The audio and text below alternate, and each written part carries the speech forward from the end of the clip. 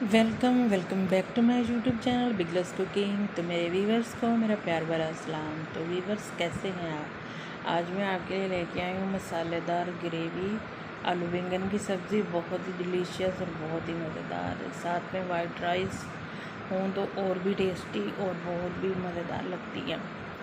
तो चलें, जल्दी से आपने मेरे चैनल को कर देना है सब्सक्राइब, वीडियो को लाइक एंड शेयर कर देना है और मुझे कमेंट बॉक्स में बताया करें आप लोगों को मेरी रेसिपीज़ कैसी लगती हैं। और आप लोग मुझे सपोर्ट भी किया करें, आपके सपोर्ट की मुझे बहुत ज़रूरत है।